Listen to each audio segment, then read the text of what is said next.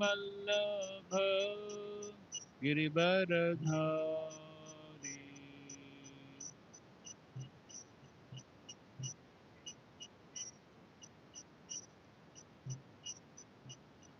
यशोदानन्दन व्रज जनरञ्जना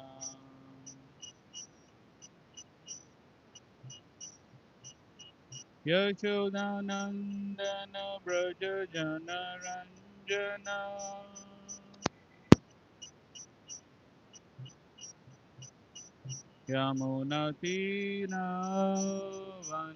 यमुनतीरावनचारी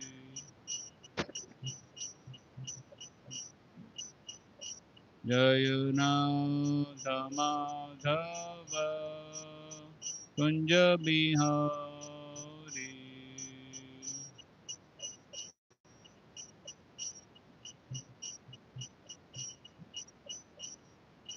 गोपीजन वल्लभ गिरिवरधारी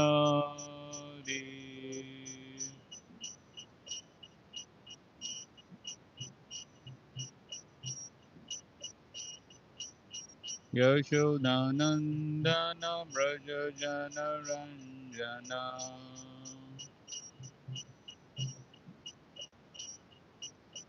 यशोदानन्दन व्रज जनरञ्जना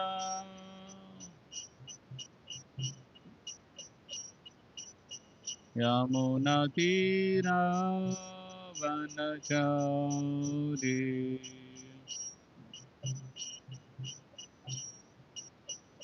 जय राधा माधव कुंज बिहारी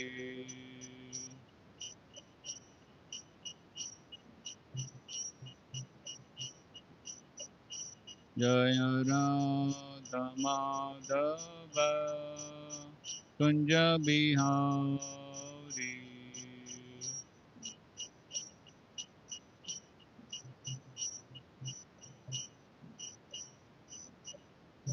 जय मुशबाद परमहंस परिचार्य श्रीमदेश भक्तिवेदांत स्वामी श्री प्रभुपाद की ISKCON founder आचार्य BBT founder श्री प्रभुपाद की जय ओम विष्णुपाद परमहंस परिचार्य स्तोत्र श्रीमद् भक्ति सिद्धांत संस्थापक श्री प्रभुपाद की अनंत कोटि वैष्णव वृंद की नामचार्य कृष्ण हरिदास ठाकुर की प्रेम से कहो श्री कृष्ण चैतन्य प्रभु नित्यानंद श्री अद्वैत गदाधर शिवासादि गौर भक्त वृंद की श्री श्री राधा कृष्ण गौ गोपीनाथ श्याम कुंड राधा कुंड गिरि गोवर्धन की वृंदावन धाम की मायापुर नवदी धाम की जगन्नाथपुरी धाम की गंगामाई की यमुनामाई की भक्त देवी की तुलसी महारानी की समेत गौ भक्त वृंद की all glories to some devotees Hare Krishna all glories to some devotees Hare Krishna all glories to some devotees Om Namo Bhagavate Vasudevaya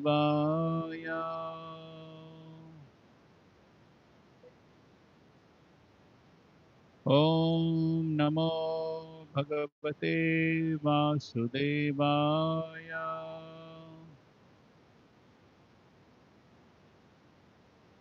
Om Namo Bhagavate Vasudevaya Narayanam Namaskritya Naram Chaiva Narottamam Devim Saraswatim Vyasam Tato Jayam Mudirayet Nashtaprayesha Bhadreshu Nityam Bhagavata Sevaya Bhagavatyuttama Shloke Bhaktir Bhavati Naishtaki Om Jnanatimirandasya Jnananjana-shalakaya Chakshurunmilitam Yena Tasmai Shri Gurave Namaha Shri Chaitanya Manobhishtam Sthapitam Yena Bhutale Swayam Rupa Kadamayam Dadati Swapadantikam Vandeham Shri Guru Shri Yuta Padakamalam Shri Gurun Vaishnavamsya Shri Rupam Sagrajatam Sahagana Raghunathanvitam Tam Sajivam Sadvaitam Savadutam Parijana Sahitam Krishna Chaitanya Devam Shri Radha Krishna Padan Sahagana Lalita Shri Vishakhanvitamsha Nama Om Vishnu Padaya Krishna Presthaya Bhutale श्रीमते भक्तिवेदांत स्वामिन्निति नामिने नमस्ते सारस्वते देवे गौरवाणी प्रचारिणे निर्विशेषा शून्यवादी पाश्चात्यदेशतारिणे नमो महावदन्याय कृष्णप्रेमप्रदायते कृष्णाय कृष्णचैतन्य नामने गौरत्विषे नमः हे कृष्णा करुणा सिन्धो दीनबन्धो जगत्पते गोपेश गोपिकान्त राधाकान्त नमोऽस्तुते तप्तकाञ्चन गौराङ्गी राधे वृन्दावनेश्वरि वृषभानुसुते देवी प्रणमामि हरिप्रिये वाञ्छाकल्पतरुभ्यश्च कृपा सिन्धुभ्य एव च पतितानां पावनेभ्यो वैष्णवेभ्यो नमो नमः जय श्री कृष्ण चैतन्य प्रभु नित्यानंद श्री अद्वैत गदाधर श्रीवासादि गौरभक्तवृंद हरे Krishna Krishna Krishna Hare Hare Hare Ram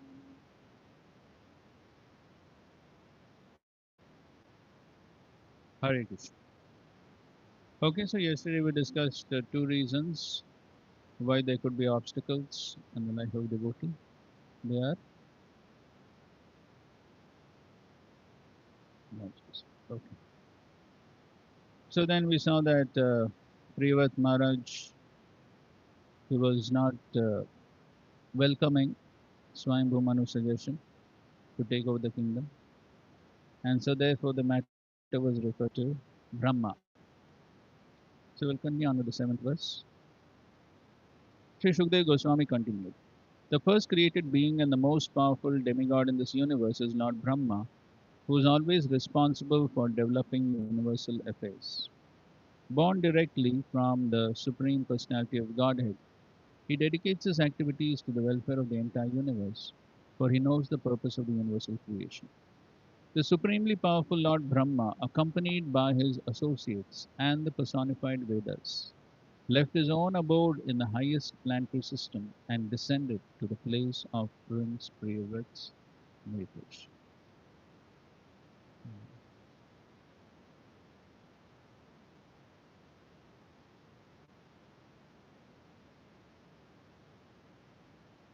Okay, please read the first two paragraphs, and there are only three paragraphs. Okay, somebody can read the first.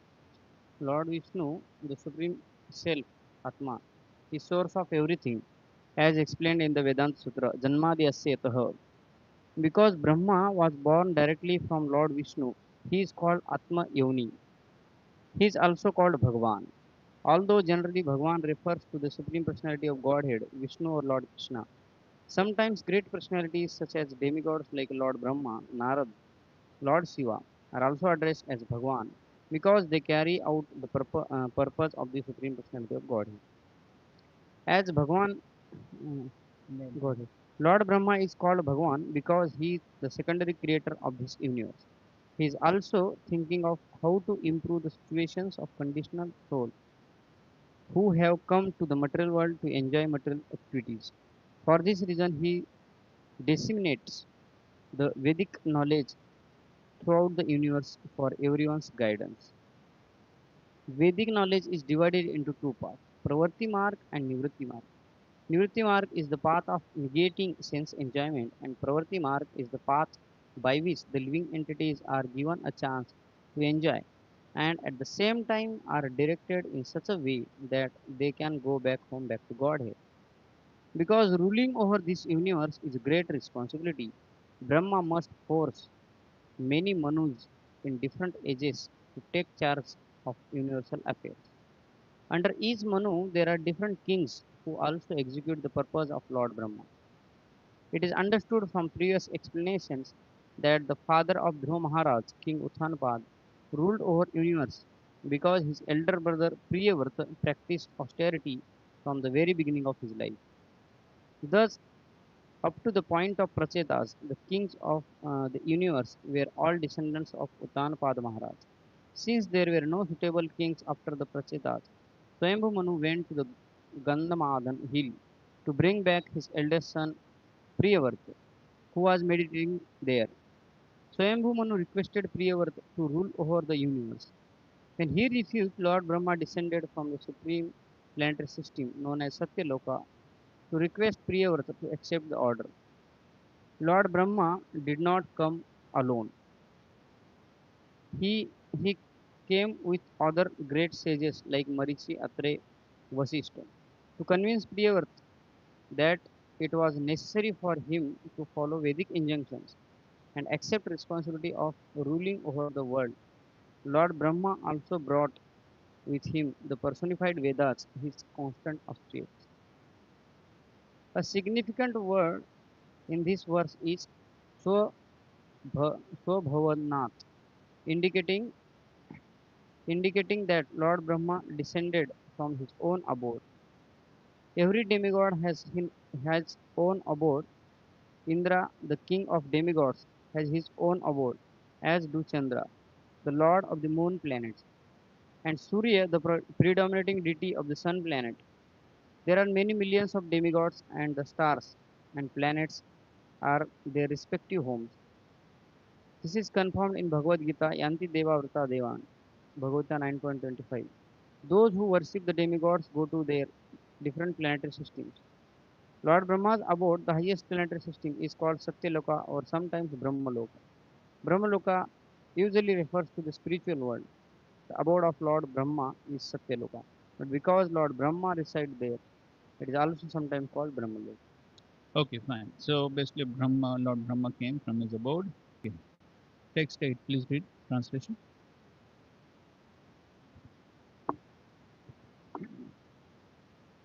As Lord Brahma descended on his carrier, the great swan, all the residents of the planets, named Siddhaloka, Gandharvaloka, Sadhyaloka, and Charanloka, as well as great sages and demigods flying in their different airplanes, assembled within the canopy of the sky to receive Lord Brahma and worship him.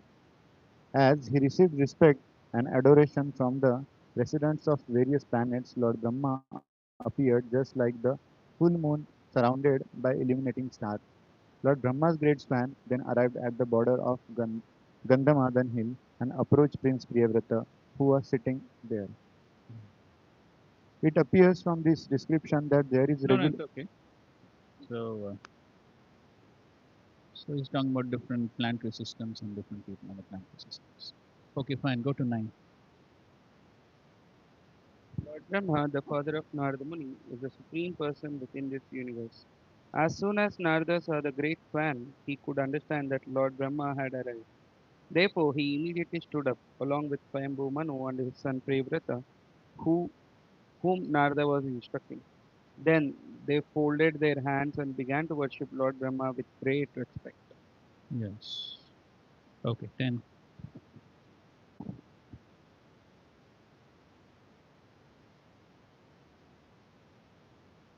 My dear King Parikshit, because Lord Brahma had finally descended from Satyaloka to Bhulok, Narad Muni, Prince Priyavar, and Swayambhu Manu came forward to offer him objects of worship and to praise him in highly qualified language according to Vedic etiquette. At that time, Lord Brahma, the original person of all this universe, felt compassion for Priyavar and looking And looking upon him. upon him with a smiling face, spoke to him as follows. Purport. That Lord Brahma descended from Satyalok to see Priyavrata indicates that the matter was very serious. Narad Muni had come to advise Priyavrata about the value of spiritual life, knowledge, renunciation, and bhakti.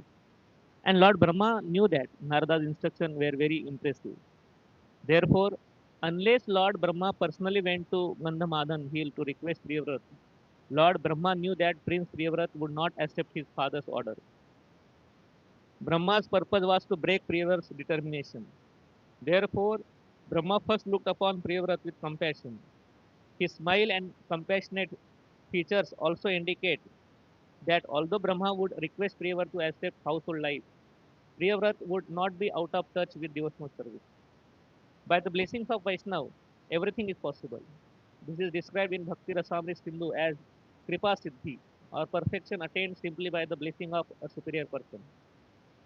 One usually becomes liberated and perfect by executing the regulative principle set down in the Shastras.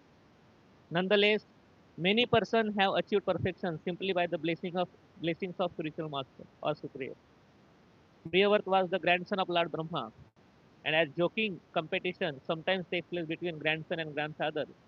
In this case, also Priyavrata was determined to remain in meditation, whereas Brahma was determined that he rules the universe. Thus, Lord Brahma affectionate smile and glance meant, my dear Priyavrata, you have decided not to accept household life, but I have decided to convince you that you must accept it. Actually, Brahma had come to praise Priyavrata for his high standard of renunciation, austerity, penance, and devotion, so that he would not be deviated from devotional service, even though he would accept household life. In this verse, one important word is Sukta Vakena by Vedic hymns. In the Vedas, there is the following prayer to the Lord Brahma. Hiranyagarbha samavratagrehe bhutasya jatah patir ek asit. Brahma was received with the appropriate Vedic hymns, and because he was welcomed according to Vedic etiquette, he was very pleased.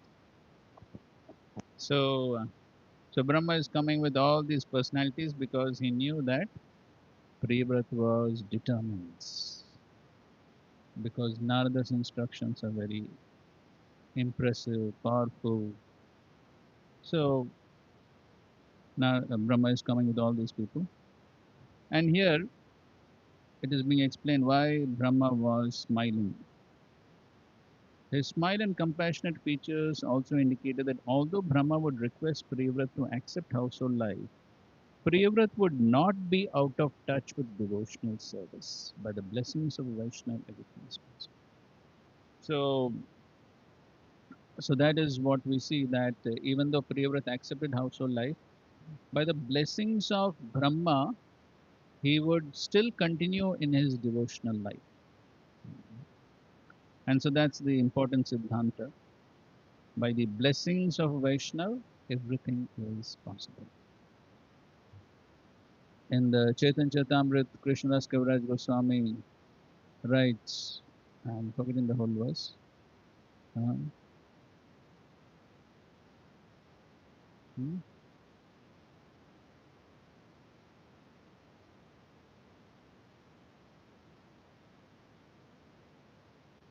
what's the meaning of it? I give the mic. Although the path is difficult and my feet are sleeping again and again, but Vaishnavas have given me the stick of their mercy holding with Hmm. helping me. Yes, that's a good verse. Thank you. Hmm. Yes, by so Krishnadas Kaviraj Goswami is depending on the stick of the Vaishnavas, mercy. That's his humility. He is depending on all Vaishnavas, junior, equal, senior, everyone. He's depending on their mercy because he feels himself very much incapable and unqualified. So he's saying, I'm so old, all my limbs are affected by arthritis. So what can I write? Hmm. And also there's this other verse which he says, Sukram Dushkaram Bhavet. But without the mercy of Sri Chaitanya Mahaprabhu, even that which is very easy will become very difficult, and by his mercy, even that which is very difficult will become easy. Somebody knows? You know the whole word? हाँ बोलो. कथंचन स्मृते यस्मिन् दुष्करं सुकरं भवेत् Hmm. विस्मृतं विपरीतं स्यात् Shri चैतन्यं Namami. Hmm. Good. You have read a lot of Chaitanya Charitamrita. Good. So, so yes, that's dependence on the Lord's mercy, Vaishnava's mercy. And so that's an important principle which we always have to remember. And we find that principle shown right in the first chapter of the Bhagavad Gita. Where? First chapter of the Bhagavad Gita.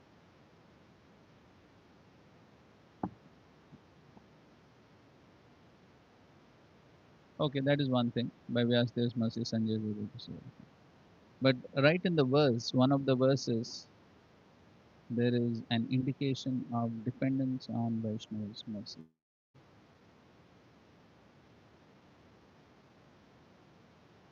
Ah, that's good. Kapidwaja. So on Arjuna's flag there was Hanuman. And so Srila Prabhupada on the lecture on that verse, which he gave lectures on the entire first chapter of Bhagavad Gita in London in 1973. So Prabhupada says, so Arjuna is depending on the mercy of the previous warrior Acharya, Hanuman. And so he brings out the Siddhanta that a devotee always thinks himself helpless. He is always depending on the mercy of the previous Acharya. So, can you cite some other examples of different acharyas showing this principle of dependence on the Lord's mercy, Acharya's mercy? Yes, Vishnu. Previous acharyas, Nitya Raghunath, always, and even Milona Thakur, his contemporary. Yes, that's right. Some other examples? हाँ बोलो क्या है? When they saw that Ramanand Chandra, they said, don't worship Radha Krishna together, something like that happened. At that time, they called all the Vaishnavas in Devan. Krishna Chakra Thakur sent Baldev Devasan that you go and attend this. And at that time, they said that you don't have any commentary for your sampradaya. How can your sampradaya is bona fide? Then he depended on the mercy of going there. Okay, fine. Okay, good example. Okay, some other examples? You see from all Mayapur, Vrindavan, all the Vaishnavas from all the places related to second So, offers obeisances to all the devotees. so that song is there, no? What is that? Vrindavan. Yes. Okay, good example. Some other example?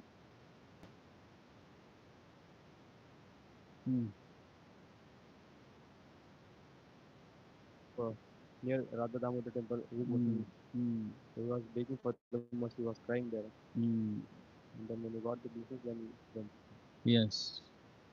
So Srila Prabhupada is begging for the mercy of Srila Rupa Goswami. And also before going he went to yes, Shantipur, Advaita Acharya. Yes. Okay, one or two more examples.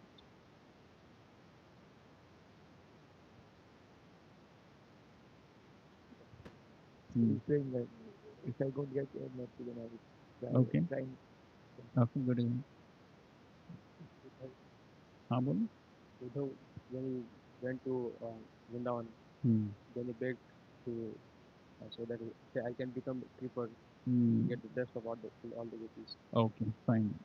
Yes, so Uddhava is aspiring for the dust of the lotus feet of the gopis and gopis. Still Vrindavan Thakur, he also prays to those people who are not yet become devotees. He wants to have dust of death lotus feet. Good. Yes. And also we find in the second canto of the Bhagavatam, Shukdev Goswami, before answering Parishit Maharaj's prayers, and there's a series of prayers which Shukdev Goswami offers to the Supreme Lord. And then finally he says that, my dear Lord, just like you enter into all the elements, similarly please enter into my words and decorate them. So we find, even though he was Brahman realized, but still dependence on the mercy. Also we find Srila Rupa Goswami, before beginning his Bhakti Rasamrit Sindhu, he's offering prayers to Chaitanya Mahaprabhu, Sanatana Goswami, all the Vaishnavas, and he considers himself unqualified to write. And there Srila Prabhupada writes, the sixth verse of the Bhakti Rasamrit Sindhu, Srila Prabhupada writes, this should be the mood of all the preachers within the Krishna consciousness movement. They should simply consider themselves as instruments in the hands of the previous acharyas. So this is the example that has been set. Of course, we have Brahmaji himself. Before doing creation, what does he do? Third canto, ninth chapter, Brahma's prayers for creative energy is often this place. So this is the singular mode of a Vaishnav, and that is the Vaishnav is prideless. Vaishnav never thinks that by my endeavors, by my abilities, by my skills, I will be able to do something. But the Vaishnav always remains humble and dependent on the mercy of the Lord and the Vaishnavas. So this is in total contrast to the materialistic tendencies and the materialistic attitudes. So the materialists, they are constantly thinking, I can do on my own. Hmm. So that is the materialistic attitude. But the Vaishnava understanding is totally opposite. The Vaishnava is constantly thinking, on my own, I cannot do anything. So I can make my small endeavor, but ultimately I'm dependent on the mercy of the Lord and the Vaishnavas. So that mode of humility is extremely important for a Vaishnava. Because as the Lord himself explains in Bhagavad Gita 15 chapter 5th verse. What is 15 chapter 5th verse? Yes. Nirmana moha jita sanga dosha. Nirmana. No mana. And Srila Prabhupada explains that that is the process of surrender that Krishna is explaining for one to enter into the spiritual worlds, which he describes in the next verse, the 6th verse. So that is the process of surrender. In order to, previous to that, what Lord had described? 15 chapter 1 to 4 verses. Yes, the material worlds. And in the 4th verse, he talks about the process, and that is, what is that? Yes, asanga shastrena dridena chitva. So the process of detachment. And so that detachment can be obtained by surrender. And the process of surrender is described in the 5th verse, and it begins with nirman. And so in that purport, Srila Prabhupada explains why a person is proud. It is because of moha, because of illusion. We were discussing the point yesterday also.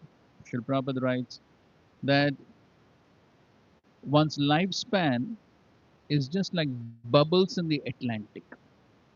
How much time a bubble survives? From the viewpoint of Mahavishnu, our life is like that only.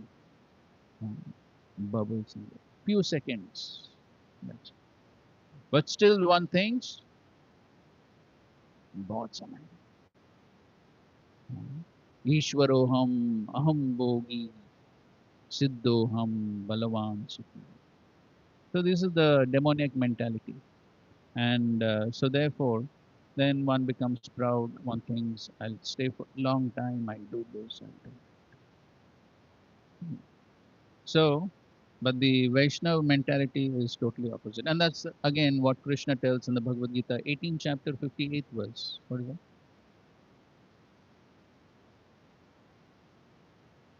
Macchitta sarvadurgani mat prasada tarishyasi.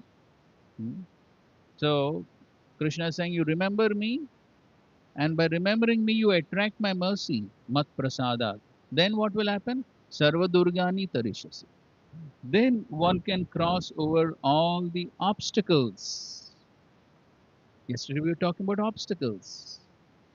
How to overcome all those obstacles? By mat prasadats, by the grace of the Lord. And then Krishna is threatening Arjuna. You don't listen to me? What's the next part of the verse? Ah, na shroshasi vinangshasi. You don't listen to me, you will be destroyed. You'll continue in the cycle of birth and death. So, only by the Lord's mercy one can overcome all the various obstacles. So we were discussing yesterday all the various obstacles, offenses, and then the results of offenses and all that. Overcoming them is not so easy. Hmm. So another wonderful purport to illustrate this point. Somebody open. First canto, second chapter, 17th verse. Well-known verse, but the purport is very important. Somebody read the purport. Especially, you can read the last two paragraphs. Enter into the kingdom of God unless one is perfectly cleared of all sins. The material sins are products of our desire to lord it over material nature. It is very difficult to get rid of such desires. Woman and wealth are very difficult problems for the devotees making progress in the path back to Godhead. Yes, Srila Prabhupada has written here, women and wealth are difficult problems Many, for sta- devotees making progress. And what was the next sentence? many stalwarts in the devotee Ah. line fall victim to this allurement. Yes, many stalwarts have fallen victim to these allurements. And if we see in devotees' lives, practically mostly devotees who have gone away from devotional service have fallen victim to either of these two. It is either women or wealth. Of course, Srila Prabhupada, in a lecture on the verse, Prabhupada explains women is a representative for all sense objects. Woman is not just women. Of course, that attraction is most powerful in the material world, but also that represents all sense objects. But in any case, so literally it is for most devotees, it is opposite sex and wealth that are the major obstacles. So many devotees have fallen victims to these. Even within our own movement, we have seen that. So many have fallen victims to these. Okay, now go ahead. Many stalwarts in the devotional line fall victim to this allurement and thus retreated from the path of liberation. But when one is held by the Lord Himself, the whole process becomes as easy as anything by the divine grace of the Lord. Yes, but when one is helped by the Lord, then the whole process becomes as easy as anything by the divine grace of the Lord. That is the important point. So on our own, it is not possible because we are dealing with what? The material energy. Devesha Gunamai Mama Maya Duratyaya. Very difficult. Not easy. So we cannot take the material energy lightly and think I can deal on my own. If you think I can deal on my own, Mayadevi will be very, very happy with the proposition. She'll take up the challenge very seriously. Hmm. So it is not possible on our own. Okay, continue. Restless in the contact of woman and wealth is not an astoundment because every थोड़ा जोर से और धीरे. to become restless in the contact of woman and wealth is not an astonishment because every living being is associated with such things from remote times, practically in memory, and it takes time to recover from this foreign nature. But if one is engaged in hearing the glories of the Lord, gradually he realizes his real position. By the grace of the God, such a devotee gets sufficient strength to defeat himself from the state of disturbance, and gradually all disturbing elements are eliminated from his mind. Right. So again, Prabhupada is repeating the point. By the grace of the Lord, one becomes free from all the disturbing elements. So twice in the same purport, Prabhupada is repeating that point. Because these are the obstacles to, because that verse is talking about bhajan kriya. And these are the obstacles to bhajan kriya. So to get rid of the obstacles on our own, it is not possible.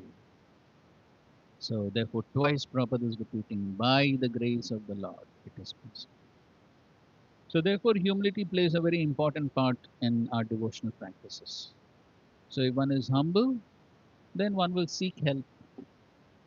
If one is proud, one does not seek help. And then one will have to face the onslaught of material nature. So therefore, Prabhupada is writing here, by the blessings of a Vaishnava, everything is possible. So here, Brahmaji, a Vaishnava, is blessing Priyavrat Maharaj that in spite of entering household life, he will not be affected. And that is how Priyavrat Maharaj was actually able to continue his devotional service in spite of the service that has been given. Yes. ambition, not Mm. being Mm. this mentality comes of pride because I think I'm the doer. Mm. But, just other point also came only for the pleasure of Krishna. Mm. We can Mm. do many things. Correct. Rupa Goswami says in the 10 instructions of that devotional, pure devotional service, time should not be wasted. We can make spiritual Nine plans. qualifications of a devotee on Bhava Bhakti. We can make plans in the service of Krishna. So that is not ambitious. Yes, there's no problem in making plans. We can make the best plans. As Srila Prabhupada did right here in Juhu. Srila Prabhupada had big plans for Sri Sri Radharaj Priya, but then totally dependent on the Lord's mercy. So there's no harm in making plans, of course, which are in line with parampara, not some whimsical plans. So we can make plans which are in accordance to the previous acharyas, senior Vaishnavas, but at the same time, one depends on the Lord's mercy and Vaishnava's mercy to execute them. While executing, if there is a challenge comes while executing, then the mentality comes that I have to depend on whatever the Lord takes me, whatever the destination I will end up. Before making a plans, how to get that mentality of, because when I'm making plans, definitely I check with shastras and see the previous acharya. But that mentality doesn't come when the problem comes on the path. So that is why we are discussing all this. So we discuss Shastra for what? For application. Otherwise, why sit and waste time here? We're discussing all this so that we apply it. So when we are in that situation where we are told to render some service, easy or difficult, doesn't matter. Whatever service, but at every moment practically, a Vaishnava is dependent. So therefore, it is in fact every day, whatever we are doing, can we chant the holy names without mercy? No. We may be able to chant without listening to a single word. But if we want to chant attentively, we are dependent on grace. So at every point in life, we are dependent on grace. Otherwise, without grace, what can we do? Padam padam yad vipadam. That's the nature of the material world. At every step means every moment, there is danger. That's the nature of this material. And so therefore, a Vaishnava who realizes this, then at every moment he is dependent on mercy because he knows without the grace, at this very moment, I cannot even breathe without grace. That's reality. What can I do? The one who realizes this, then at every moment he is dependent. What to speak of some big service, some responsibility, then definitely needless to say. So therefore, the only thing is the greatest problem in the material world is forgetfulness. And therefore, what is required is reminders. Therefore, Nityam Bhagavat Seva. So if we listen every day, then we get constant reminders. That is the only solution. And of course, as we were discussing yesterday, our own sincerity, have a sincerity of purpose, then Dadami Buddhi, then Krishna will do it. Okay. So now comes the important section, and that is Brahmaji's instructions to Priyavats. And so these are all very important. So we'll recite all these verses. So one by one in line, you all can read the translations. Recitation of the verse we'll do together.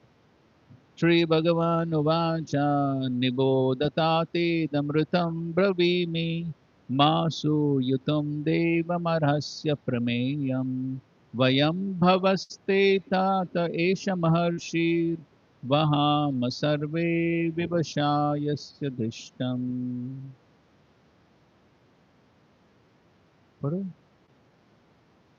Lord Brahma, the Supreme Person within this universe, said, My dear Priyavrata, kindly hear attentively what I shall say to you. Do not be jealous of Supreme Lord, who is beyond our experimental measurements. All of us, including Lord Shiva, your father, and the great sage Maharshi Narada, must carry out the order of the Supreme. We cannot deviate from his order. So this first verse is the essence of all what Brahmaji speaks. So this point which he has spoken here, this only is explaining in all the further verses, but this is the essence. So the essence is, so first of all he is telling Niboda, hear with attention. Hear with attention. And then he says, Ma asuyatum, do not be envious. Anasuyave. In the Bhagavad Gita, Krishna is telling Arjuna in the first verse of the 9th chapter. I'm speaking this knowledge to you because you are non-envious. So here also he's saying, that's the first thing he's telling, do not be envious, do not be jealous of Devam, the Supreme Personality of God. Why? This is the first thing he's telling. Root cause of? Yes. Precisely here why he's telling. Don't be envious.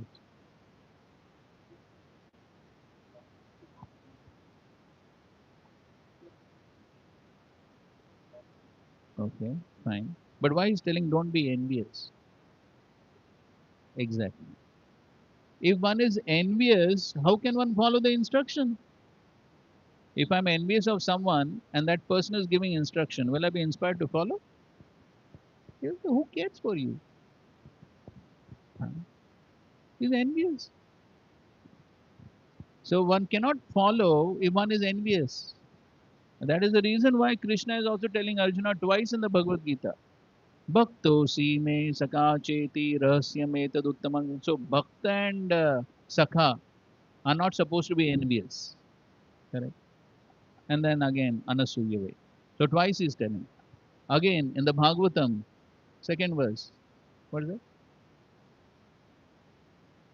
Parmo nirmatsaranam satam. So again there, the qualification to understand the Bhagavatam is nirmatsaram, which Prabhupada translates as 100% purified at heart. So that is the qualification to understand the Shastra, which is what? Lord's instructions. What are all the Shastras? Bhagavad Gita, Bhagavatam, Lord's instructions. So if one is envious, which most jivas in the material world are, one is not inspired to follow. Therefore, there is no taste to hear Bhagavad Gita, Bhagavatam.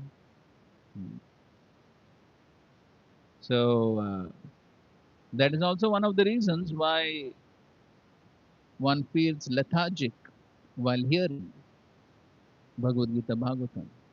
There's no taste. Why there's no taste? Envy. Therefore, there's no taste. So, therefore, if one is envious, one cannot follow instructions. Therefore, the first thing Brahma is saying is don't be envious. So, if there is no envy, then one will be open to accepting the instructions which that person is giving. And so he's saying, don't be envious of the Supreme Lord. And that Supreme Lord is what? Aprameyam, beyond measurements, beyond all measurements, beyond the jurisdiction of the material mind and senses.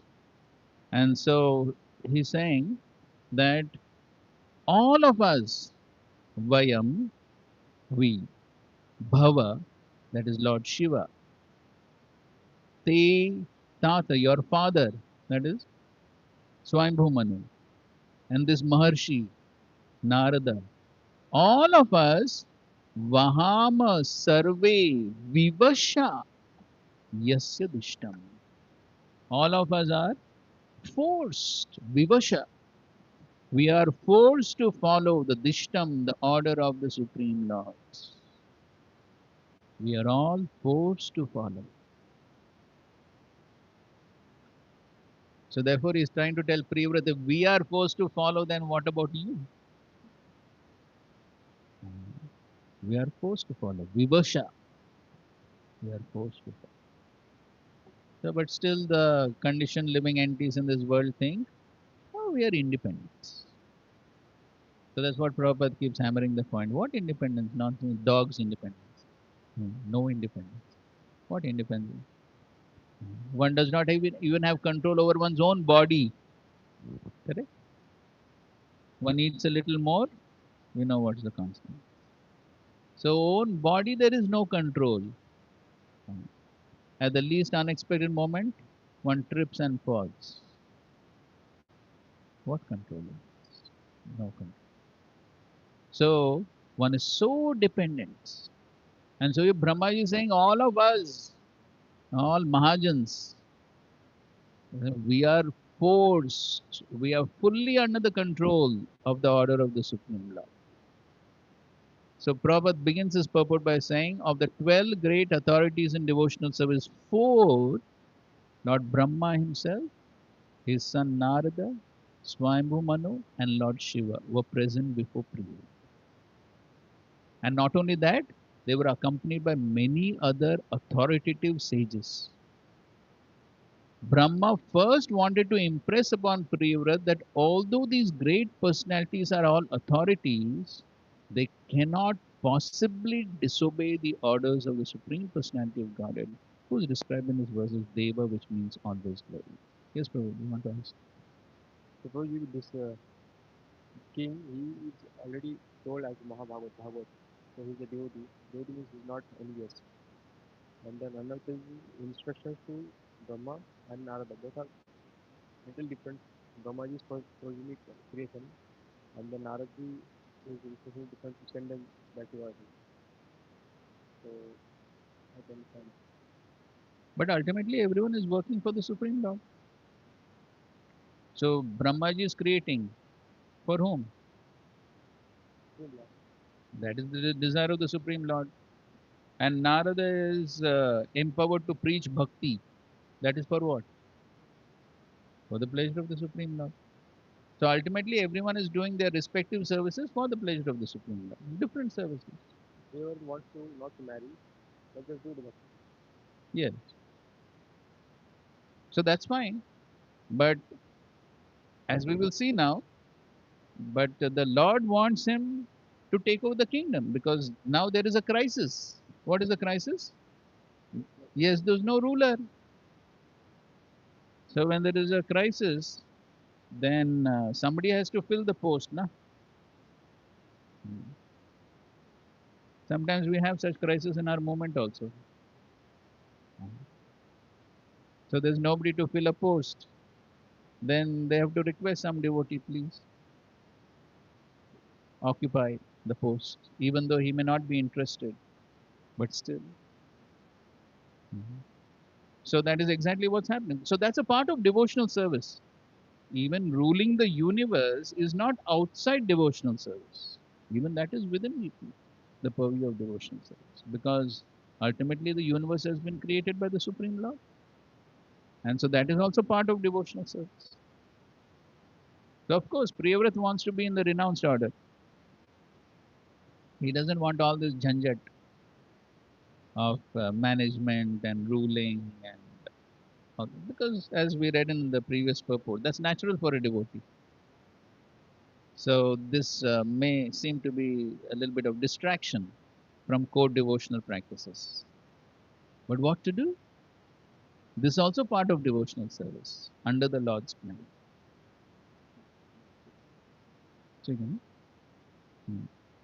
So therefore, and so he knew that Priyavrat Maharaj would not be convinced so easily. Therefore, he brought his whole team, 4 Mahajans, plus great sages, plus Vedas personified. If you want some Shastric reference, Vedas are ready.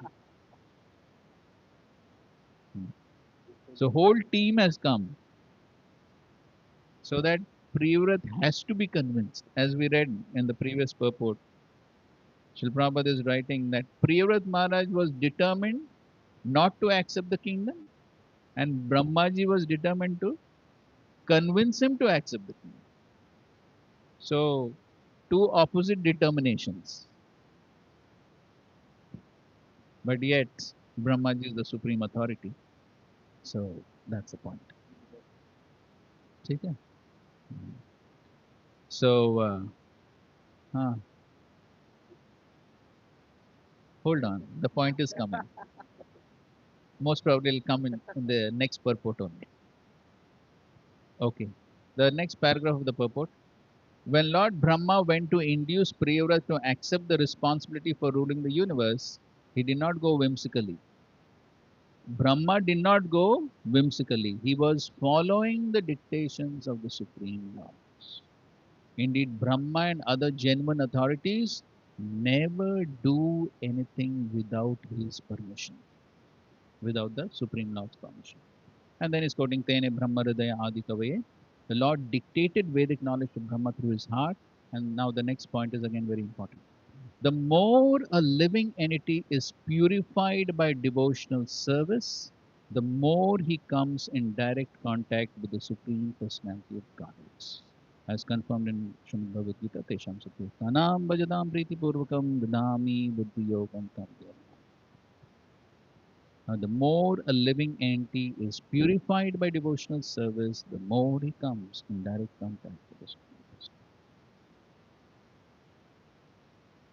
So, we are so much dependent, as we're discussing, we're so much dependent on intelligence given by the Supreme Lord. Because ultimately, Krishna from within gives three things. What? Mata Smritir Jnanam Apo. Krishna is giving all that. One may think, no, I'm very intelligent. I have such a sharp memory. I remember everything. But even such an intelligent person, if the Lord wants, he can forget. So I think in a previous class we told the pastime of Tamal Krishna Maharaj and the key here, right here in Juhu. Remember the pastime? Yes. You remember?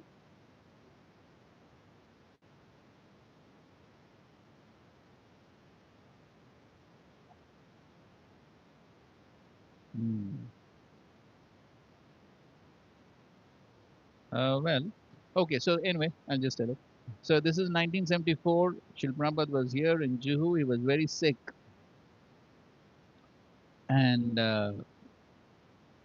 so you may have seen in videos, Shri Prabhupada would carry a small briefcase, white or pink, which in which he would keep all the most important documents and cash and all those things. And so this briefcase, when he would come to any temple, would go in the inner locker of a cupboard. You've seen big cupboards, they have an inner locker which can be locked. So that is locked, and then the cupboard is closed, and the cupboard also has a lock. So that was how important this was to Srila Prabhupada. And so this was locked, but at that time, since Srila Prabhupada was very sick, and Tamal Krishna Maharaj was there, very trustworthy, intelligent person. So Srila Prabhupada, though he would never do that, but at that time he gave that key to Tamal Krishna. So both the keys, I suppose, the inner key as well as the outer key. And so at some point of time, Srila Prabhupada asked him for the key. So Tamal, okay, I'll bring it, I'll bring it. So then where did I keep it? He could not remember. And then he began searching everywhere he searched. You can just imagine, little imagination you can have, what must be Tamal Krishna Maharaj's anxiety. the most important key which Srila Prabhupada would never give to anyone, he cannot find it. And he's searching and searching and searching, could not find it.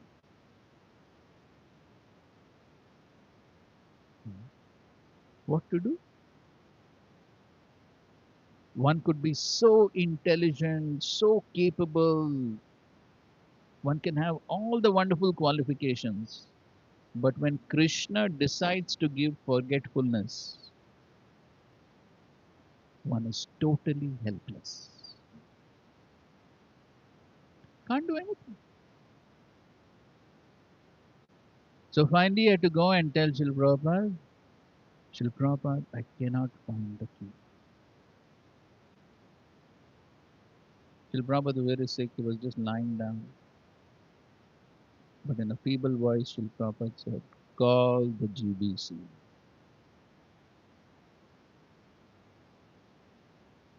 So he thought maybe one GBC member. So he asked, which GBC? The entire GBC body. You can just imagine how embarrassing. All the GBCs to find one key. But Srila Prabhupada wanted to make the point how important it is. That was the point. So Tamal Krishna was very embarrassed. What to do? Anyway, he used his intelligence to somehow make a duplicate key and the matter was solved. But the point which we're trying to make here is that how much one is dependent. When Krishna decides to give forgetfulness, one is helpless. At least we have some experience in exams, right? One may have studied just the previous night. So sometimes what one studied the previous night, one forgets, and what one has studied 1 year back, one remembers. So who's in control? I think so. We also told you the incident of the Ekadashi Prasad, uh, mutter, mutter in the Ekadashi sabji. We told, right?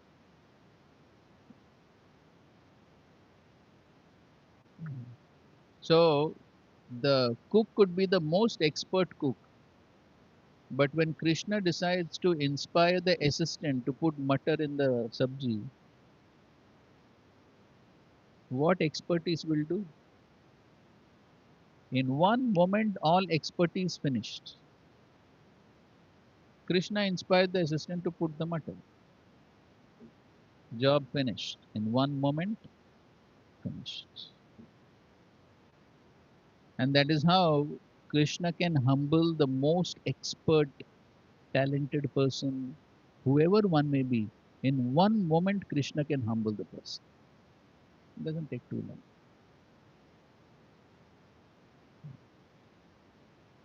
So the point is, therefore, the more a living entity is purified by devotional service, the more he comes in direct contact. So when one is purified, then Krishna is happy with purified devotional service.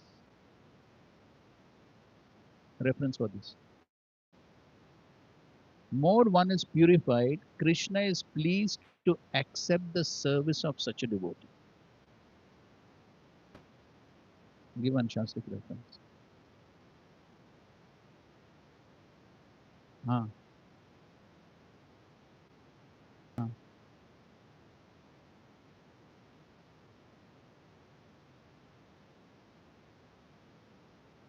Okay, fine. So that's the example of the gopis. One will always tend to justify, saying, "Oh, that's gopis. I'm not on that." But where did Krishna in the Bhagavad Gita? In the Bhagavad Gita, where did Krishna say that I accept the offering from one who is purified? Ah, bolo. Mm, mm, mm. आप थोड़ा mic में बोलो। पत्रं पुष्पं फलं तोयं यो मे भक्त्या प्रयच्छति तदहम् उपहृतं अरे तदहम, भक्त्या अरे सबसे महत्वपूर्ण चीज उसी को, तदहम भक्ति उपरिता उपहृतम् अस्नामि अश्नामि. प्रयतात्. So where in this verse Krishna specifically says, I accept the offering from one who is purified?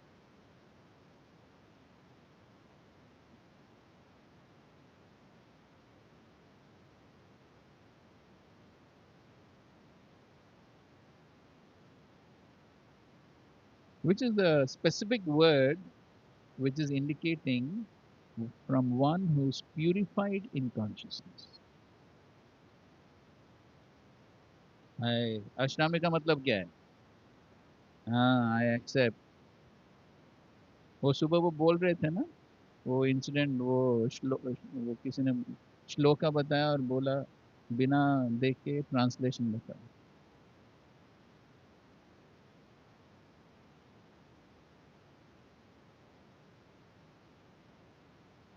हाँ, what does it mean? Prayatatmana? Many times this word is forgotten in the verse. Of course, bhakti itself also indicates that, but more precisely, the word prayatatmana indicates a one who is purified in consciousness. So, therefore, commenting on that verse, Vishwanath Thakur says, therefore, Krishna does not accept from the non devotees because there is no purity. So, the more one is purified, Krishna will be pleased to accept the offering, and Krishna will also be pleased to give intelligence. Dadami Buddhi. And therefore, Srila Prabhupada emphasized so much on the purificatory program of chanting at least 16 rounds attentively, hearing Bhagavatam, attending morning program. Why Srila Prabhupada emphasized? So that our consciousness becomes purified and Krishna will be pleased to accept the offering from one who is purified.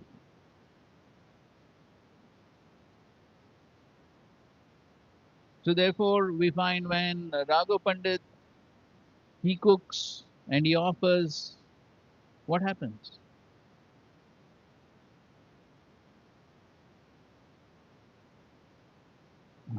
Chaitanya Mahaprabhu accepts.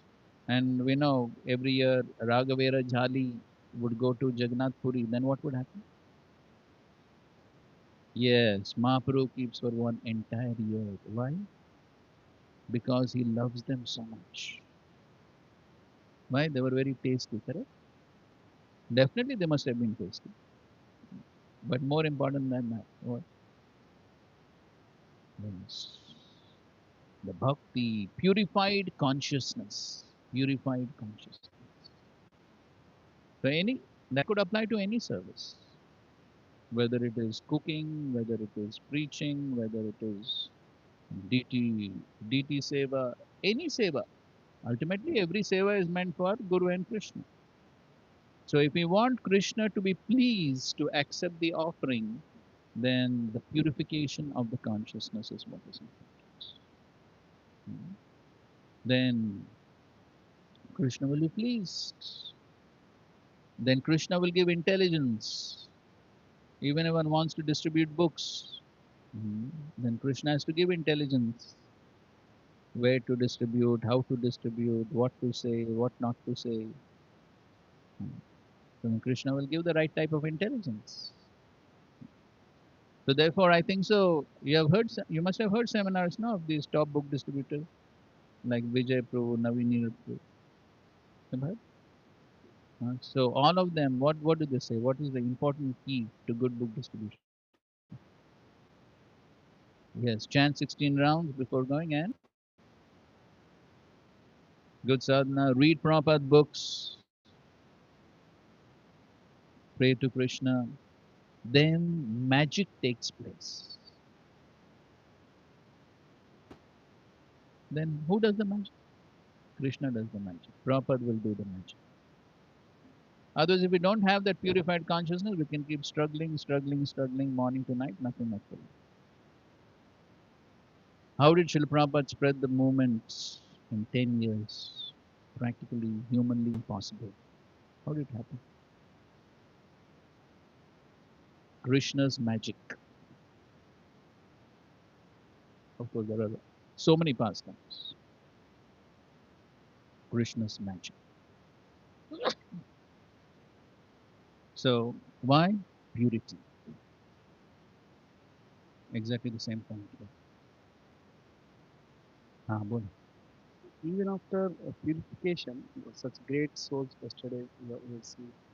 So Krishna, by the desire of the Lord, he makes them to forget that purified knowledge, consciousness gets covered. That is by the desire of the Lord. Yes. And Krishna has a purpose for that. So, why great souls they come under that forgetfulness? Then Krishna has a specific purpose for that. As we saw two examples. Which example? Yes, Bharat Maharaj and Priyavrat. Hmm. So through Bharat Maharaj, the Lord wanted to teach everyone what? What do you want to teach?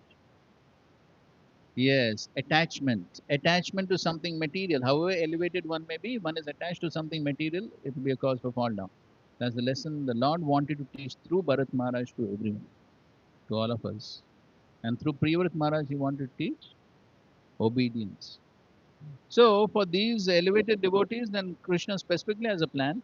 And of course, for sadhakas like us, also Krishna has a plan. But for us, what is the plan of Krishna? Yes, to purify us of the enjoying mentality. Then Krishna places obstacles so that we learn a good lesson and we become purified. So, but then the more a living entity is purified by devotional service, the more he comes in direct contact with Supreme Personality of God. Then the Dhamma Buddhi Yoga.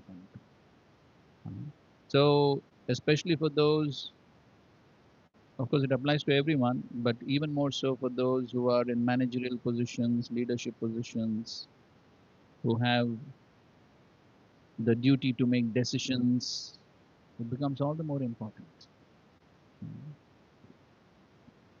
Sometimes such devotees, in the name of being busy, then if they neglect their sadhana, then what will happen? Then one will not get the right intelligence to make the right decisions. Then they make wrong decisions, then there's more chaos. Then to solve the chaos, spend more time and neglect sadhana more.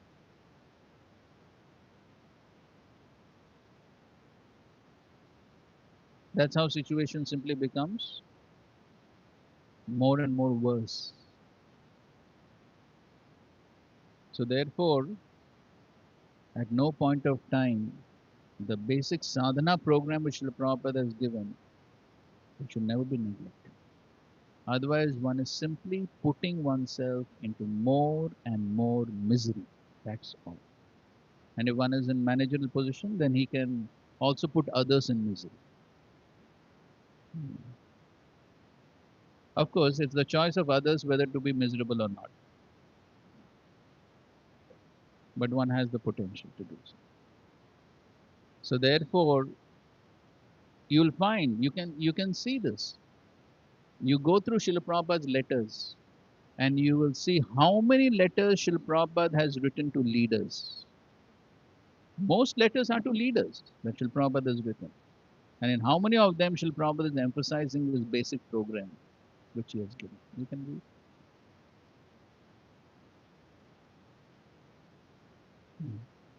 So this is a very important point. We cannot take it casually. Otherwise, we are simply complicating our own lives. That's all.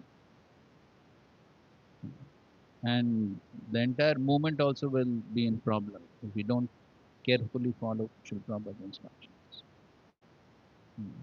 And therefore, reading these purports that Srila Prabhupada has given is very important. If we don't read, We'll miss out all this. Therefore, Srila Prabhupada emphasized that this is one of the tapasya for devotees. I think so I mentioned this point, yes? Srila Prabhupada in a lecture on Tapodivyam Putrakayena Satyam, Srila Prabhupada says this. This is tapasya for devotees, not only just to distribute, but also to read them. That's tapasya. Okay, further down, Prabhupada is writing after the Dadami Buddhi Yogam. Lord Brahma therefore had not come to Priyavrat by his own whims. Rather, it is understood that he had been ordered to persuade Priyavrat by the Supreme Personality of Godhead, whose activities cannot be understood by material senses and who is therefore described as aprameya. That is why Brahmaji is addressing the Supreme Lord as aprameya, because Priyavrat could ask that question. Okay, you say you are coming as representative of Krishna and executing Krishna's orders. But I cannot understand why Krishna wants me to take this kingdom. He can say that, right?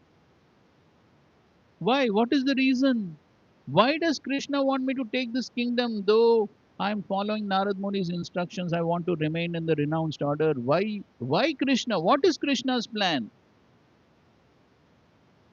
So Brahmaji says, you cannot understand. That is why using that word, aprameya. You think you can understand Lord's plan? No, you cannot understand. Okay, give another reference for this. Yes. What is that?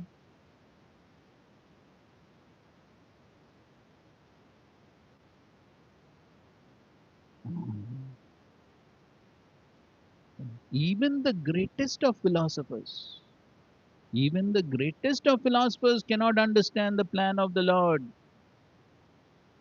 That Bhishma Dev is telling to Yudhishthira Maharaj and the Pandavas. Why the Pandavas had to go through so much suffering?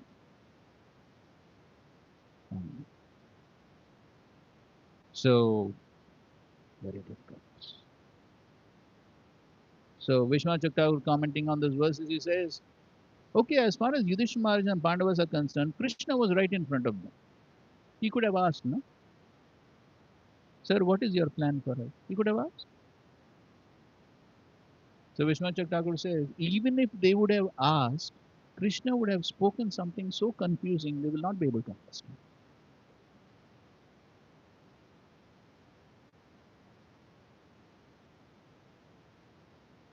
So therefore, in the purport to that verse, Srila Prabhupada writes, okay, better to read some things as it is.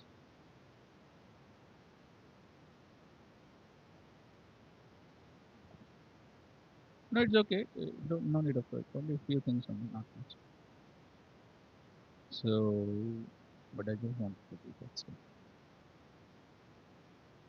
What is the number of that verse? 1, 9,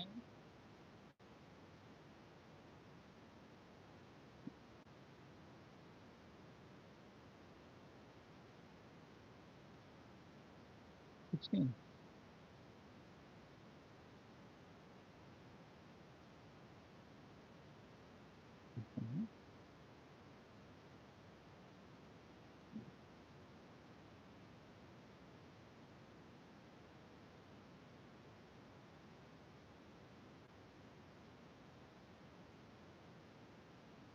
Yes.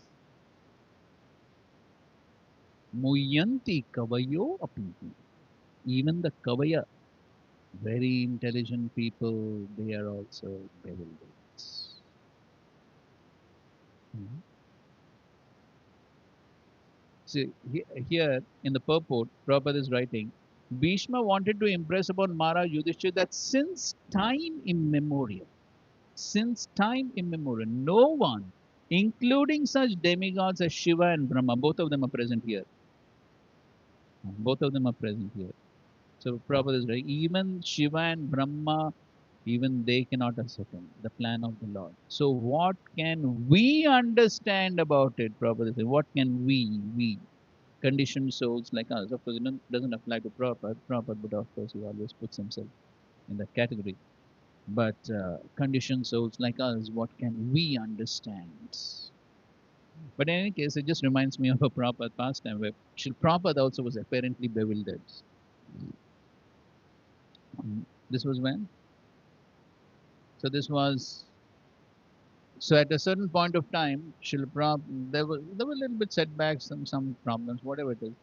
So, but uh, so Srila Prabhupada was a little confused as to what he's supposed to do. Yes, Los Angeles. So Srila Prabhupada went to went to Rukmini Dwarkadish and he prayed, my dear Lord, what is your plan for me? What do you want me to do? And so Rukmini Dwarkadish, Sri Rukmini Dwarkadish, feeling compassion for all the Indians, inspired Srila Prabhupada to go to India. Otherwise, Srila Prabhupada was, yes, had made Los Angeles his headquarters and was because that was the instruction he received from his Guru Maharaj, go to the Western world and preach. That was the instruction. So Srila Prabhupada didn't have some big plans for India. But feeling compassion for all of us, Rukmini Dwarkadish directed Srila Prabhupada to come back to India. So at that point of time, Srila Prabhupada was also a little unclear about what is the plan of the Lord. Therefore, Prabhupada is writing. Brahma and Shiva, they cannot understand what to speak of this. And therefore, it's useless also to inquire about it.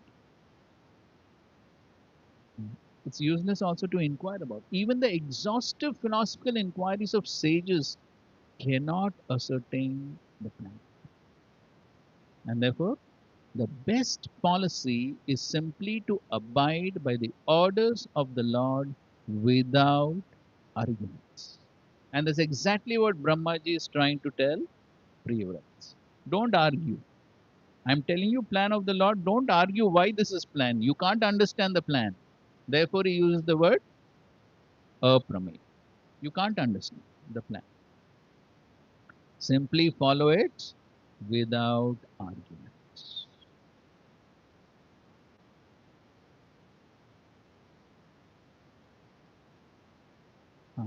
And here Srila Prabhupada writes this point. Even a great fighter like Bhishma could not win the battle of Kurukshetra because the Lord wanted to show that vice cannot conquer virtue regardless of who tries to execute it. Bhishma Dev was a great devotee of the Lord, but he chose to fight against the Pandavas by the will of the Lord. Please note this point. Many people have this question. Why Bhishma Dev, in spite of being a Mahajan, fought against the Pandavas on the side of the Kauravas? The, the most important reason, there could be external reasons, but the most important reason is by the will of the Lord. Because the Lord wanted to show that a fighter like Bhishma cannot win on the wrong side. This is the most important. So,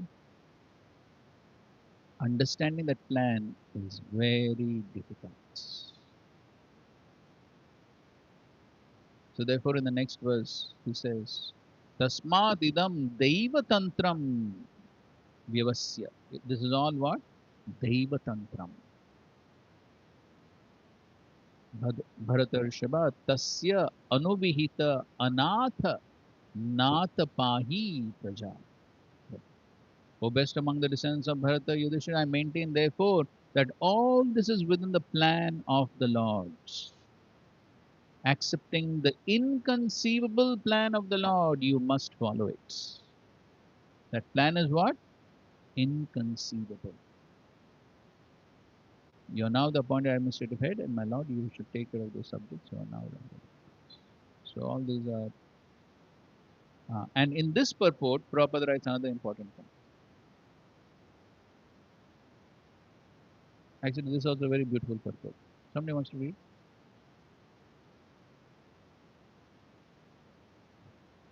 The popular saying. The popular saying is that A housewife teaches a daughter-in-law by teaching a daughter. Similarly, the Lord teaches the world by teaching devotee. The devotee does not have to learn anything new from the Lord because the Lord teaches the sincere devotee always from within. Whenever, therefore, a show is made to teach the devotee, as in any case, as in the case of the teachings of Bhagavad Gita, it is for teaching the less intelligent one.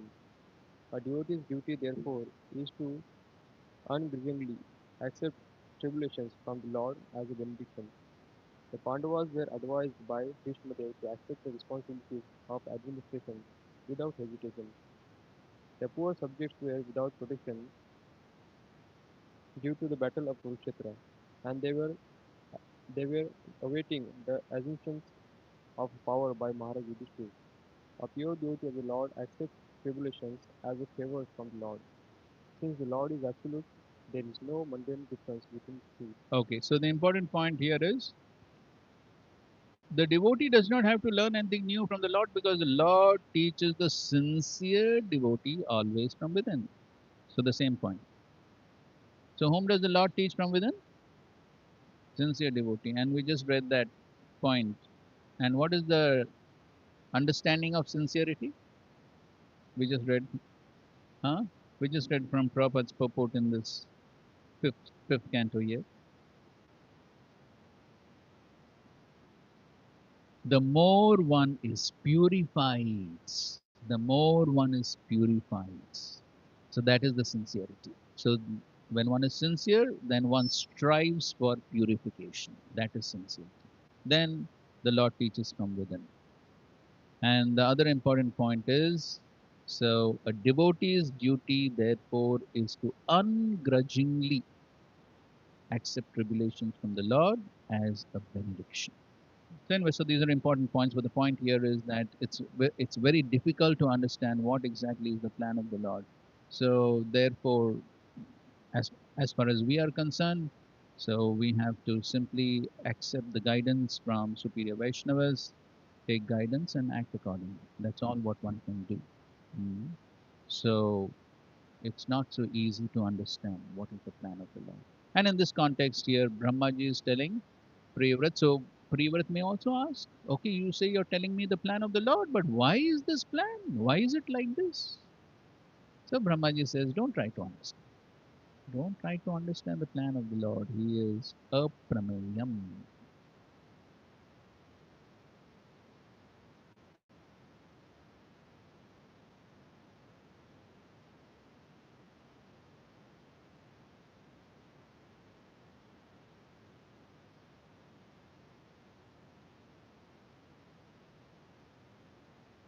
Mm.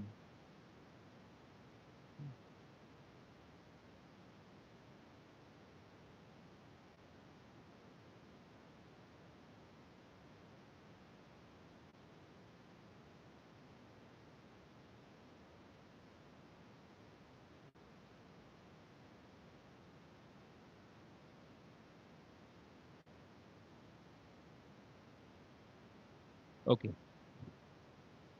Thus Lord Brahma first advised Priyavrat to hear his words with attention and without envy. Why one is induced to perform certain acts despite his desire to do something else is indicated herein. One cannot disobey the orders of the Supreme Lord even if one is as powerful as Lord Shiva, Lord Brahma, Manu, or the great sage Narada. Yes, all of them are very powerful, but they do not have the power to disobey the orders of the Supreme Personality of Godhead. Since Lord Brahma had come to Priyavrat in accordance with the orders of the Supreme Lord, he first wanted to dispel any suspicions that he might be acting as Priyavrat's enemy. So Priyavrat might get some suspicion, oh, maybe Brahma is my enemy, therefore he is telling me. So therefore he wants to dispel those doubts. Lord Brahma was following the orders of the Supreme Lord, and therefore it would be worthwhile for Priyavrat to accept Lord Brahma's order as the Lord decides. I would just like to read this commentary of Vishwanath Thakur on the 7th verse, where he talks about the little bit of the genealogy. Okay, so there he says, knowing that Priyavrat, detached since childhood, would leave the house and go to the forest, Prabhupada writes this to some extent, but he gives a little more details.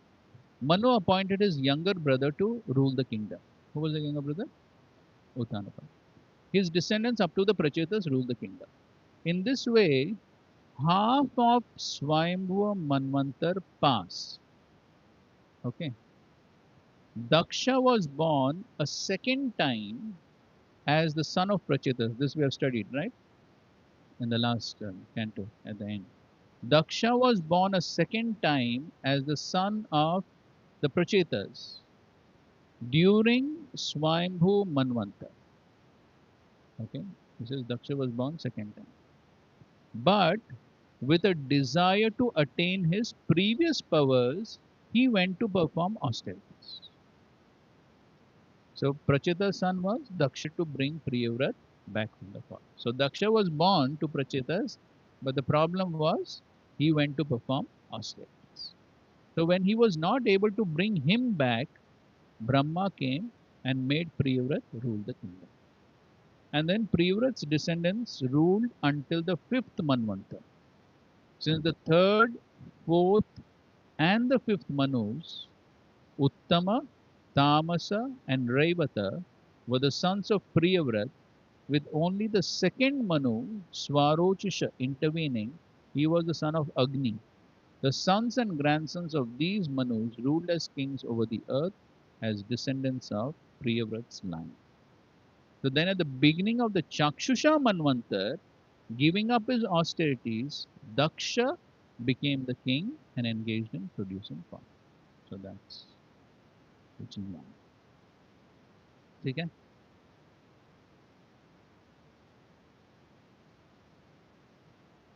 No, that's what we're reading, no?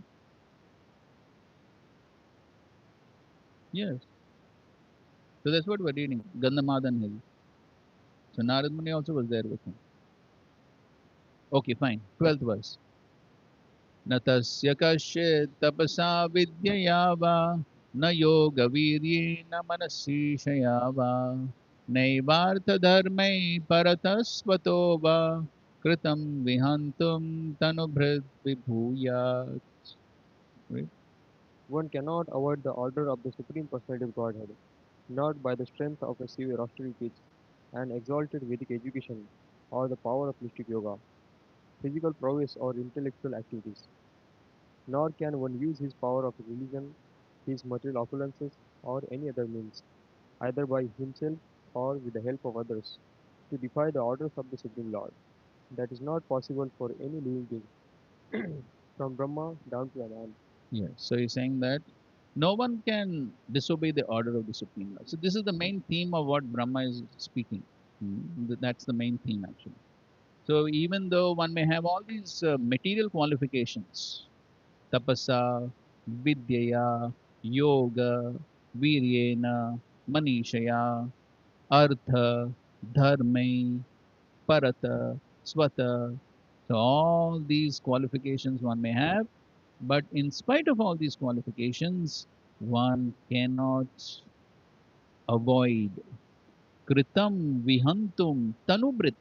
Tanubrit means anyone who has a tanu, anyone who has a body, any living entity who has a body, he cannot avoid the order of the Supreme Lord.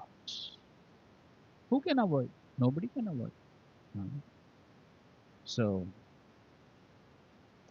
Srila Prabhupada is quoting from the Garga Upanishad.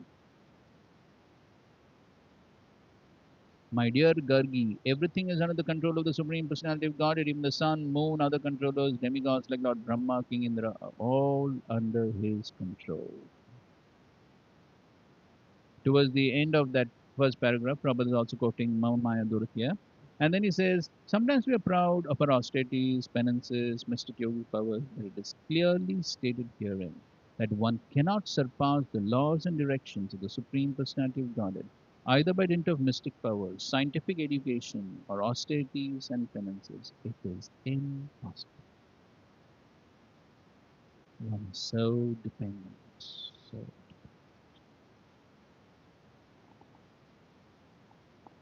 okay, further down the purport, Prabhupada is writing, whom to... Okay, we'll read. Okay, somebody can read the word Manishaya, the second paragraph. The word Manishaya by intelligence is of special significance. Priyavrat might argue that Lord Brahma was requesting him to accept family life and the responsibility for ruling a kingdom, although Narad Muni had advised him not to enter household life and be entangled in material affairs. Whom to accept would be a puzzle for Priyavrat because both Lord Brahma and Narad Muni are authorities. Under the circumstances, the use of the word Manishaya is very appropriate, for it indicates that since both Narad Muni and Lord Brahma are authorized to give instruction, Priyavrat should neglect neither of them but should use his intelligence to follow the advices both. To solve such dilemmas, Srila Rup Goswami has given a very clear conception of intelligence. He says, अनासक्तस्य विषयान् यथारहम् उपयुञ्जत निर्बन्धः कृष्णसम्बन्धे युक्तं वैराग्यमुच्यते. Vishayan, material affairs should be accepted without attachment, and everything should be dovetailed with the service of the Lord. That is real intelligence. Manisha, becoming a family man or a king in the material world is not harmful if one accepts everything for Krishna's service. That necessitates clear intelligence. Mayavadi philosophers say, Brahma Satyam Jagan Mithya. This material world is false and only the absolute truth is real. However, an intelligent devotee in the line of Lord Brahma and the great sage Narada, or in other words, in the Brahma Sampradaya, does not consider this world false. That which is created by the Supreme Personality of Godhead cannot be false, but using it for enjoyment is. Everything is meant to be enjoyed by the Supreme Personality of Godhead as confirmed in Bhagavad Gita 5.29. Bhoktaram Yagyatapsam Sarvaloka Maheshwaram. The Supreme Personality of Godhead is the Supreme Proprietor and Enjoyer, and therefore everything should be dovetailed for His enjoyment and service. Regardless of one's circumstances, favorable or unfavorable, one should use everything to serve the Supreme Lord. That is the perfect way to use one's intelligence. So Srila Prabhupada is focusing on that word Manisha, using one's intelligence in the Lord's service. Okay. So, which is the other pastime, significant pastime, where there was a dilemma and the person had to use his intelligence? Huh? When? Ah. So, okay, you can tell a few details. What exactly was the dilemma? Krishna wanted to kill Ashwatthama should get killed. Hmm. But Draupadi says he should not get killed because he is our son of our children. And somebody else also wanted him to be killed, and somebody else also didn't want him to be. Yes. Bhima Bhima wanted him to be killed. killed, and Yudhishthira Yudhishthira Maharaj. not killed. So finally, what did Krishna tell Arjuna? What was the dilemma? What was Krishna's instruction? Yes. Please do. You have to satisfy both the parties with opposing opinion. Diametrically opposite opinion, kill, don't kill. And yet Krishna is telling, satisfy both. Is it easy to come to a decision? Because opposing opinions are being given and both have to be satisfied. Very difficult. So Arjuna had to use his intelligence. Right? If you go to that section of the Bhagavatam, there it's specifically mentioned that Arjuna used his intelligence. Of course, ultimately Krishna gives him the intelligence to satisfy him. And so then what he does? Yeah, so basically insulted him, and for Kshatriya, yes, dishonor is worse than death. So that's how he killed him, but at the same time did not kill him. But that requires intelligence. So Krishna gave him the intelligence from within. So that's how we are dependent on Krishna when we are put in such dilemmas, and such dilemmas could take place in our own practices of devotional service. They're dependent on Krishna. So now coming specifically to the example of Priyavrat, so the intelligence that he had to use was the principle of Yukta Vairagya. And that is, so manage governmental affairs for Krishna's pleasure. That is Yukta Vairagya. And Prabhupada is saying, Vishayan, material affairs should be accepted without attachment. And everything should be dovetailed with the service of the Lord. That is real intelligence. So why does this principle of Yukta Vairagya require intelligence? It is simple, right? It's a simple principle. Use everything, everything belongs to Krishna, everything can be used in Krishna's service. Why does it require intelligence? Yes, Vishnu, there is a possibility. Yes, so then what to do? Ignore the mind. If we are not Puji, intelligence not strong, it has this enjoyment mentality. Then the possibility is there that that is misuse it for our enjoyment, it will create our self gratification. Therefore, when our connection properly to the Lord, through sadhana, then we can. Okay, can you give reference? A story and a lesson. We have discussed this before from the Bhagavatam.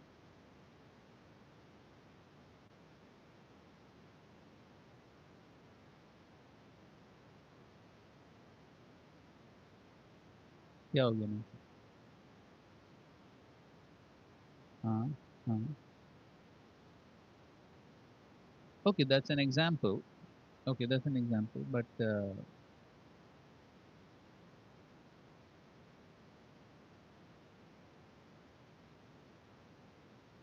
mhm.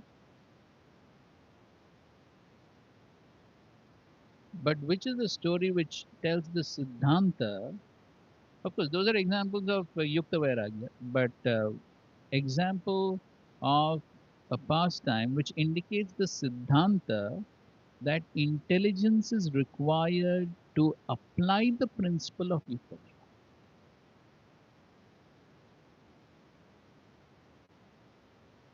Actually, we discussed this before. Maybe if not once, I feel more than once. Ah, that's correct. Bhagavatam से नहीं है? भागवतम से नहीं है? क्या बोल रहे? परपोट क्या भागवतम का पार्ट नहीं है क्या? It is there in the Bhagavatam. So what's the reference? What's the see? Their complaint is there must be reference from the Bhagavatam. So I'm asking, what's the reference from the Bhagavatam? 1:8:27.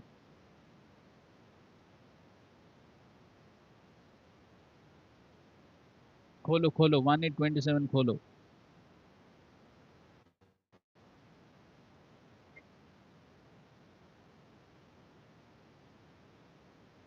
So after Prabhupada tells the story, what is the lesson?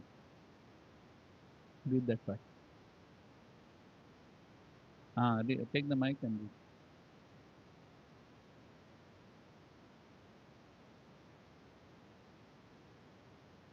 नहीं, भाषण सबको पता है. For the neophyte devotees, just to This example is given for whom? neophyte, Neophytes. just to convince them that material hankering and spiritual advancement goes ill together. Unless one is able to see everything as spiritual in relationship to the Supreme Lord, one must always distinguish between spirit and matter. Yes, that's the principle. Unless one is able to unless one is able to see everything as spiritual, one should always distinguish between spirit and matter. So that's the principle of Yukta Vairagya. So yes, everything is spiritual because everything is related to Krishna. But the important question is, do I have the vision to see everything as spiritual? Agata? A spiritual master like Sanatan Goswami, also personally able to see everything as spiritual, set this example for us only because we have not such spiritual vision. Okay. Advancement of material vision and material civilization is a great stumbling block for spiritual advancement. Okay, fine. Okay. So that's the important point. So therefore, because one has to understand how much spiritual vision I have and how much can I use things in Krishna service, that requires intelligence. And if one does not have intelligence, then one should take help of someone who has intelligence. So therefore, in the Nectar of Devotion, Srila Prabhupada writes, the principle of Yukta Vairagya must be practiced under the guidance, direction of the bona fide spiritual master. So that's what Prabhupada is writing here also. So the principle of Yukta Vairagya requires intelligence. So how much can I use in Krishna's service is based upon one's adhikar, one's qualification. So that requires intelligence. Uh, so to the degree one is able to see things as spiritual, that much adhikar one has. So otherwise one must make that difference. How much can I see as spiritual? How much I can see as material? So if I cannot see something as spiritual, that means I'm not qualified to use that in Krishna's service. Because if I use that, then there's every possibility of seeing it as material and using it for one's own enjoyment. Okay, fine. 13. भवाय नाशाय च कर्म कर्तुं शोकाय मोहाय सदा भयाय सुखाय दुःखाय च देहयोगम् अव्यक्तदिष्टं जनताङ्ग दत्ते. My dear Priyavrat, by the orders of the Supreme Personality of Godhead, all living entities accept different types of bodies for birth and death. Activity, lamentation, illusion, fear of future, dangers, and happiness and distress. So you see, Brahmaji, now the rest of whatever he says is to prove this point only, that how we are all dependent on the order of the Supreme Lord. That's what he's trying to prove. That's all. So therefore here he says, by the order of the Supreme Lord, all the living entities are forced to accept what? Uh, according to their karma, shoka, moha, bhaya, sukha, dukkha, deha, everything one is forced to accept according to the order of the Supreme Lord. The Prabhupada is explaining how there are so many species of life and one is forced. The fact is that all these bodies are ordained for the living entities by the Supreme Personality of Godhead according to the living entities' desires. He gives the living entities freedom to act as they like, but on the other hand, they must accept body according to the reactions of their activities. Thus, there are different types of bodies. Sarvasya Shaham, Yadi Samvishto, Matasmiti. And the last sentence of the purport, the best course, therefore, is to surrender unto the Supreme Personality of Godhead and act according to His desire. One who does so is liberated. Next. यदि माचितन्त्यां गुणकर्मधामभिः सुदुस्तरैर्वत्स वयं सुयोजितः सर्वे महामो बलमीश्वराय प्रोतानसीव द्विपदे चतुष्पद. My dear boy, all of us are bound by the Vedic injunctions to the divisions of Varnashrama according to our qualities and worth. These divisions are difficult to avoid because they are scientifically arranged. We must therefore carry out our duties of Varnashrama Dharma, like bulls obliged to move according to the direction of a driver pulling on rope knotted to their mouth. So this analogy comes at so many places in the Bhagavatam of the bull that is pulled by the rope. Why?